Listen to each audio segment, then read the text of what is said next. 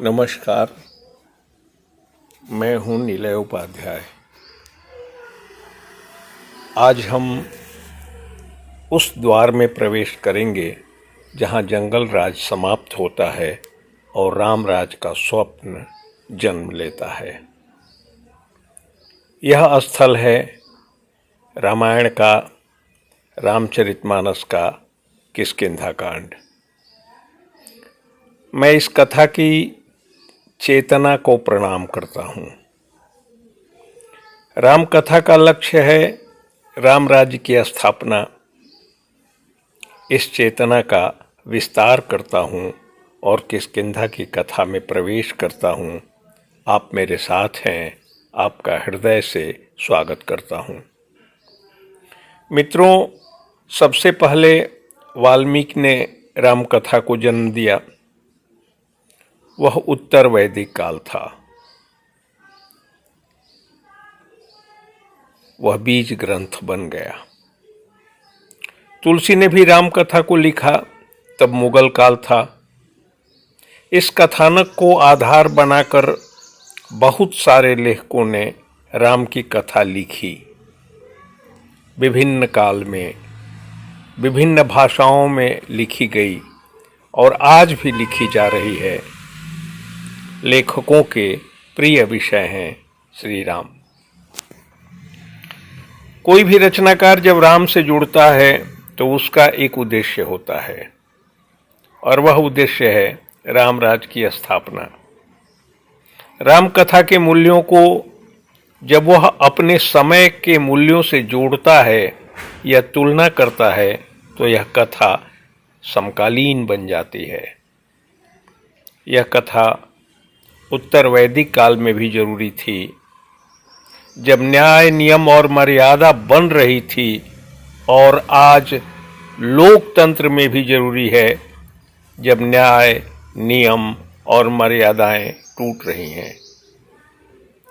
विश्व युद्ध के मुहाने पर खड़े इस समय में राम कथा को फिर से कहने की जरूरत नहीं, उसकी अनिवार्यता मेरी समझ में आ रही है।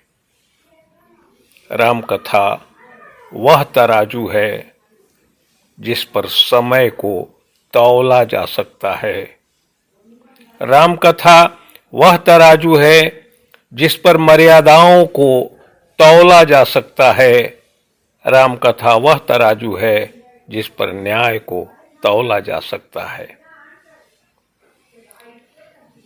जैसे किसी मंदिर में प्रवेश करने के पहले हम मंदिर के दरवाजे पर सिर झुकाते हैं, किष्किंधा कांड रामचरितमानस के मंदिर का वही द्वार है।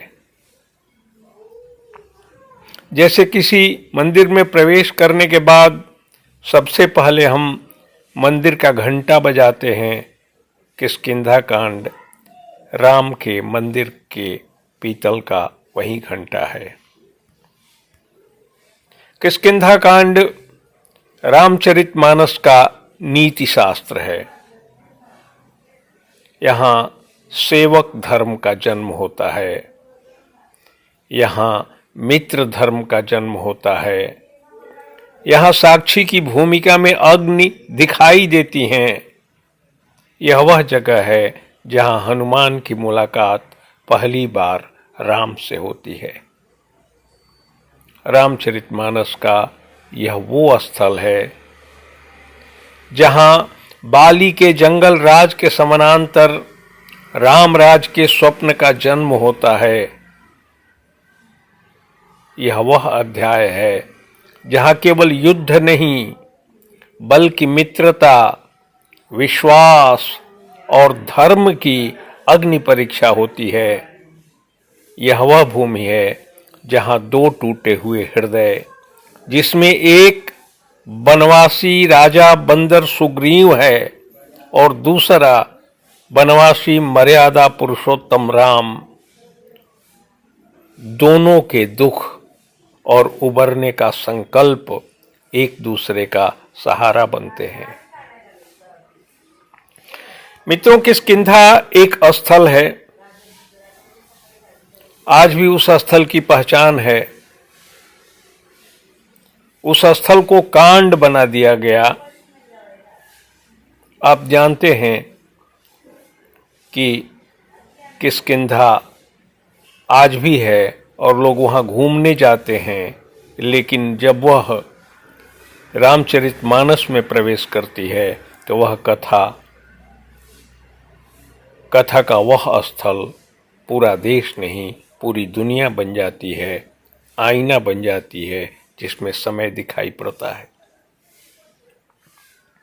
रामचरितमानस में कई स्थानों का उल्लेख है, मगर 3 स्थल काव्य के नजरिए से महत्वपूर्ण हैं और उन्हें कांड बनाया गया है। तब जब वे लिखे गए थे महज कांड थे, मगर आज वे तीनों स्थल विचार बन गए हैं जिन पर हमें विचार करना चाहिए। अयोध्या कांड, जहां मनुष्य और मनुष्यता का शासन है, धर्म और नीति का शासन है, मनुष्य का राज है। दूसरा किष्किंधा कांड, जहां जंगल राज है और उस जंगल राज के सहारे हम दुनिया में आज की राज सत्ता के जंगलीपन को पहचान सकते हैं। लंका कांड, जहां राक्षस राज है और वह भी समय की पहचान का आधार बनता है। तब वह यथार्थ था, किंतु आज वे तीनों स्थल प्रतीक बन चुके हैं। राम अयोध्या से निकलते हैं, किष्किंधा के जंगल राज को समाप्त करते हैं, लंका के रावण राज को समाप्त करते हैं और अयोध्या वापस जाकर राम राज की स्थापना करते हैं। वैदिक काल में ज्ञान की सत्ता थी, पुराण के समय बल की सत्ता ने उसे विस्थापित किया। आज लोकतंत्र का काल है, आज तकनीक की सत्ता है, इसने देह की बल की सत्ता को पराजित किया है। एक आदमी चाहे जितना ताकतवर हो, बंदूक का सामना नहीं कर सकता। हम उस किष्किंधा कांड की बात कर रहे हैं जहां बल की सत्ता है और बल की सत्ता जंगल राज में अक्सर बदल जाती है। यहाँ का राजा बाली है। बाली ने ब्रह्मा की तपस्या की, ब्रह्मा प्रसन्न हुए, कहा वर मांगो। बाली ने कहा, हे प्रभु, अगर आप मुझ पर प्रसन्न हो, अगर आप मुझे वर देना चाहते हैं तो वह वर दीजिए कि जो कोई लड़ने के लिए मेरे सामने आए उसका आधा बल मुझे मिल जाए, मुझे यह वर दे दें। ब्रह्मा ने कहा एवमस्तु, और उसी दिन बाली अजेय हो गया। बाली के सामने जो युद्ध लड़ने आता उसका आधा बल बाली के पास चला जाता। यह पंक्ति केवल रामायण की एक घटना नहीं है, कविता है, विचार है और आज के समय की पहचान का प्रतीक है। बाली किष्किंधा का एक वानर राजा नहीं है। आज के समय में बाली का अर्थ है अपार शक्ति और उसकी सत्ता। ऐसा व्यक्ति या ऐसा तंत्र जो बल में श्रेष्ठ है, जो नियम को अपने अनुसार तोड़ता है, मोड़ता है और बल पर न्याय की परिभाषा तय करता है, ऐसा व्यक्ति आज का बाली हो सकता है। सत्ता में बैठा कोई तानाशाह, अहंकार से भरा कोई नेतृत्व, चाहे वो परिवार में हो, चाहे वो समाज में हो, चाहे वो देश में हो, या संस्था का वह व्यक्ति जो ताकत के कारण अजेय समझा जाता है, बाली है।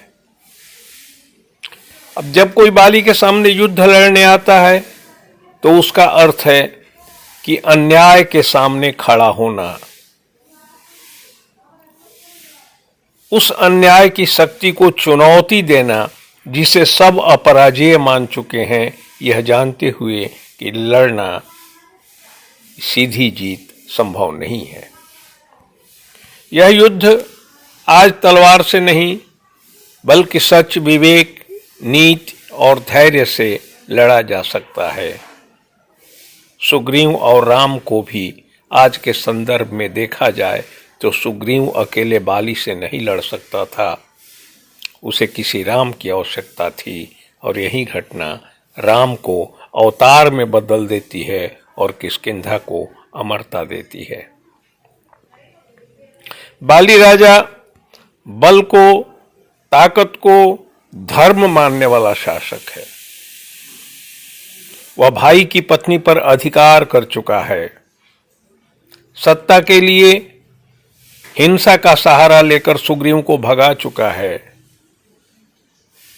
वह जो कह रहा है ठीक कह रहा है, अपनी बात को हर कीमत पर सही ठहराने की कोशिश की है। यह जड़ बुद्धि है और जड़ बुद्धि सिर्फ पशुता नहीं है, मनुष्य की तरह विकृत हो चुकी चेतना है। बाली ने अपने समय के सबसे बड़े योद्धा रावण को पराजित किया है। यह उसके वरदान की ताकत का परिणाम है। उसने अपने छोटे भाई को मारा है, पीटा है, भगाया है, उसकी पत्नी को रख लिया है। यह उसका आतंक है।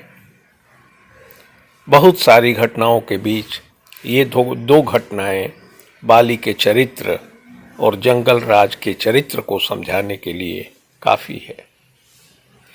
मित्रों, किष्किंधा कांड कोई साधारण वन नहीं है। वह मनुष्य और पशु के बीच का क्षेत्र है।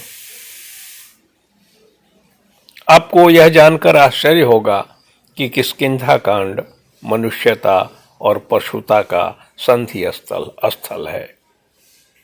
न पूरी तरह सभ्य, न पूरी तरह जंगली। बानर और भालू यहां जानवर नहीं है, वे मनुष्यता की अधूरी अवस्था है।